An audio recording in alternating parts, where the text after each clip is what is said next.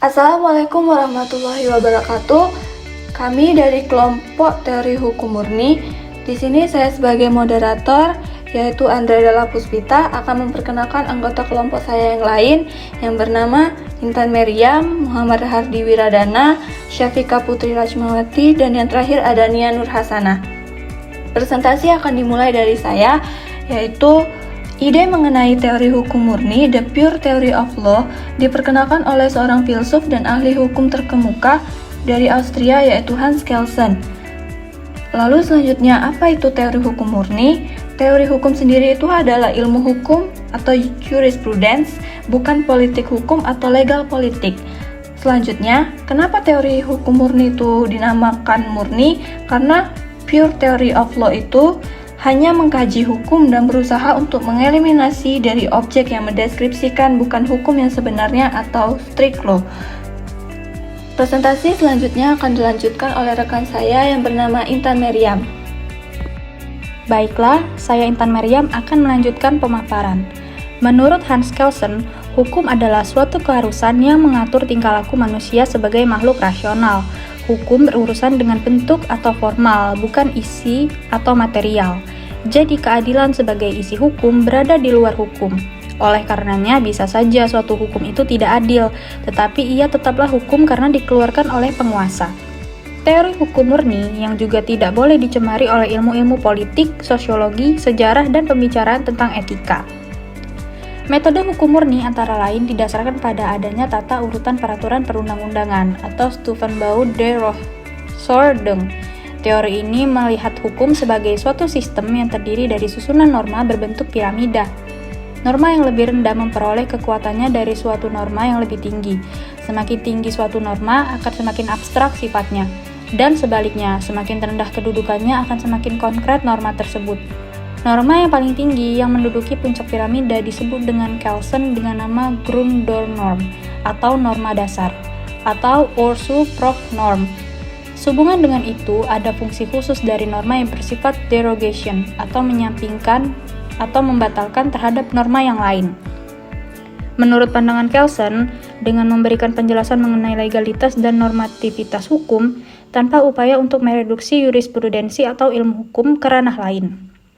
Hukum menurut Kelsen pada dasarnya adalah skema penafsiran. Realitasnya atau objektivitasnya berada dalam lingkup makna. Kita melekatkan makna hukum normatif pada perbuatan dan peristiwa tertentu di dunia. Fungsi teori hukum murni. Norma dasar memiliki 3 fungsi teoritis dalam teori hukum Kelsen, yaitu 1. Untuk mendasari penjelasan validitas hukum yang non-reduktif. 2. Untuk memberikan penjelasan non-reduktif terhadap normativitas hukum. 3. Menjelaskan sifat sistematis norma hukum.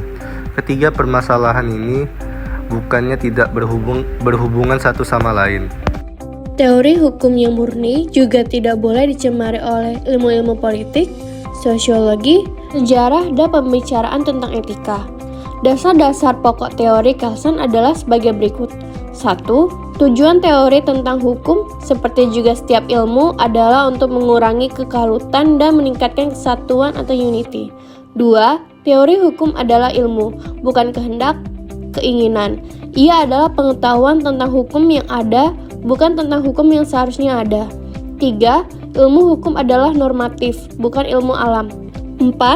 Sebagai suatu teori tentang norma-norma, teori hukum tidak berurusan dengan persoalan efektivitas norma-norma hukum.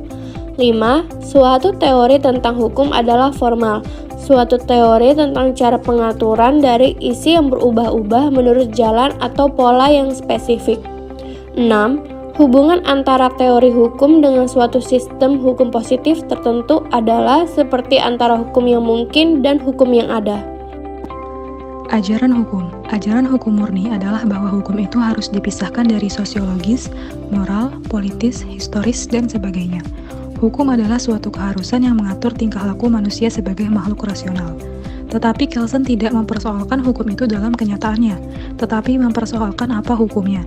Bahkan dalam ajaran hukum murni ini menolak keadilan dijadikan pembahasan dalam ilmu hukum. Bagi Hans Kelsen, keadilan adalah masalah ideologi yang ideal irasional. Baiklah, sekian presentasi dari kami. Saya akan memberikan kesimpulan bahwa teori hukum murni atau the theory of law hanya membatasi hubungan hukum terhadap disiplin tersebut, bukan mengabaikan atau menolak pertaliannya dengan hukum, melainkan Kelsen mengkritisi pendekatan atau pencampur adukan antara disiplin yang berbeda-beda, atau biasa disebut metode sinkritisme. Metode tersebut mengaburkan esensi dari ilmu hukum dan menghilangkan batas-batas yang menentukan karakter objek ilmu hukum.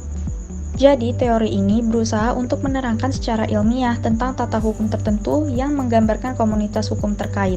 Disebut teori hukum murni karena teori ini tidak boleh dicemari oleh motif-motif yang menggambarkan keinginan atau kepentingan baik individu atau kelompok dari sisi pembentuk undang-undang. Jadi, titik beratnya adalah substansi serta analisis struktur hukum positif, bukan kepada kondisi-kondisi atau penilaian moral atau politik menyangkut tujuannya.